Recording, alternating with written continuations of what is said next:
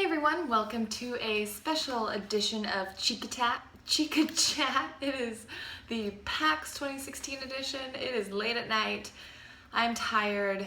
I recorded this once already and it didn't work out because I don't have my mic here with me. So this is round 2, so hopefully this will make me more eloquent. I doubt it, but you know, one can hope. So what I wanted to do was for each day of PAX, just do a really quick, rough, not super edited cut of highlights, because number one, I personally would like to have this to remember my first PAX by, and I think it'd be cool to share with you guys the things that I've experienced and the things that I've learned. Yeah, so without further ado, here are highlights from day 1 of PAX. I took notes. Day one. So this is why I put 2 fingers up. We spent 2 hours this morning in line waiting for the doors to open. And while that in and of itself wasn't that special or memorable, what made it really interesting was that it was pouring for most of that time. And I don't mean like the Seattle, oh, it's light drizzle, I feel like there's dew in my hair. It was like everyone in line who did not have an umbrella, yours truly included, was soaked to the bone. My socks were wet, my shirt was totally soaked, my pants were mostly dry, but only because my shirt is really long and my shirt covered my pants, so totally wet. And while it was kind of miserable because no one likes to stand in the cold and rain, what set it up as a memorable moment and a highlight for me was that the attitude of everyone around us, even in midst of the complaints, we were all still really excited and really positive. So I was just, that set the tone for me. Like, no matter what, this day is gonna be awesome. Highlight number 2. Again, checking my notes. So what I've been really impressed with and inspired by is the prevalence of organizations and game development companies that are willing to and are doing really well at addressing social issues and deeper topics in video games. It's something I'm currently really passionate about.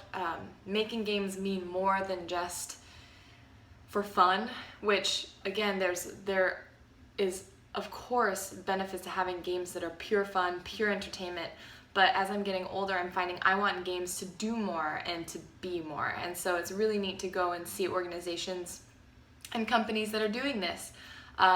Specifically, names that are coming to mind, Anxiety Gaming, they had a great panel on the founders' experiences with having anxiety and agoraphobia, and how he used that to create Anxiety Gaming and essentially create a platform where he's able to now help provide therapy and advice and a safe space for people also dealing with mental health issues. I might be butchering this. Let's see, what did I write? I need diverse games. So making sure games are not only including diverse characters, but are being made by people of other, of people of color and people with a variety of genders, not just the white male perspective, which is currently the dominant one in games. And other games like We Are Chicago and 1979 Revolution, there are games that are dealing with intense topics, but really, really well. So I highly encourage you to go check these games out, check out these organizations. The links will be below. Powerful stuff. Number 3, one interesting fact is that going to PAX, I'm becoming enlightened with all of the gaming fashion trends. So this is your style watch moment from me. Ladies or gentlemen, actually, I haven't seen a gentleman do this yet, so that would be really cool. Apparently it's really cool to dye your hair blonde, like white blonde, and then get it colored like cotton candy. So on some girls it's really, really pretty, and on other girls I think they need to maintain it a little bit better. But that's just something I've been actually keeping a tally of. I counted 37 today. I'll let you know how the tally goes throughout. But that's been sort of a fun game for me, is seeing who has that hairstyle, because I didn't know it was that. I know like Cupquake has sort of the pastel hair and some other girl like Twitch streamers do. I didn't know it was that big. So apparently if I want to become really legit, I need to do something like that with my hair. Number 4. Number 4, the enforcers. Oh my gosh. So I had read in the forums about how the enforcers at PAX are rock stars. You know, so I kind of went in knowing that, but actually being able to experience the sort of joy and passion that the enforcers have with what they do here, it's really cool. One guy that comes to mind specifically is this gentleman who has a cello that he's strapped to his body and he carries it around. And what he'll do is while we're all waiting in line, you know, maybe slightly getting grumpy and hangry because we have been standing and walking and listening all day, is he'll come around and ask what game music we'd like to hear, and he'll play it for us on his cello. And that's just so much fun. So much fun. So kudos to all the enforcers out there. You guys are doing a great job. And it's just day 1. I can't wait to see what happens, you know, throughout the week. And that takes me to number 5, and that is just how inspired I am right now. Getting to meet people who have developed games that I love is just kind of mind-boggling. Like, I am writing now, I'm taking notes. You'll see here, it's kind of crazy, but I take pretty detailed notes in terms of what I hear at panels, because I feel like if they are taking the time to impart this knowledge or share their experiences, it might be good to write it down and use that in my own life. But being able to talk to them, seeing all the work people are doing, seeing the creativity has just got me really inspired.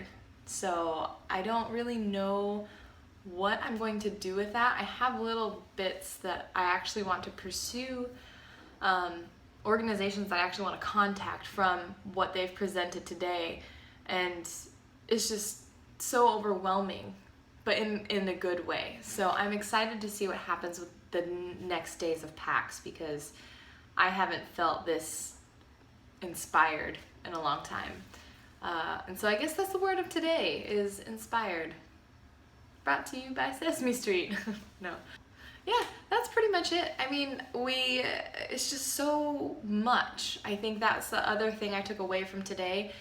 We had explored one exhibit hall. There's it's the 6th floor. Not that, I don't know, it doesn't really matter to you guys, but it's the 6th floor, and we entered the main doors for that exhibit hall, and I thought we had explored all of that level, but it turned out there was another huge section, like sort of this mini L shape, that we hadn't explored. And then we discovered there's another exhibit hall downstairs, and I'm sure there's plenty of things that, besides those 2 exhibit halls, we haven't even discovered or scratched the surface yet. So I'm just excited to continue to explore. But for now, I'm ready to sleep because it has been a long, full day, and I can't wait to update you guys tomorrow on any new developments. I'm really excited. Tomorrow I get to see Markiplier and friends, and the Final Fantasy 15, which I have been, since I've been in middle school, it's been a dream of mine to go to a Final Fantasy sort of like dev panel. So my dreams are coming true tomorrow. And that's all.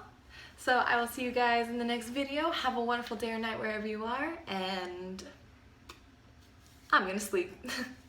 Bye!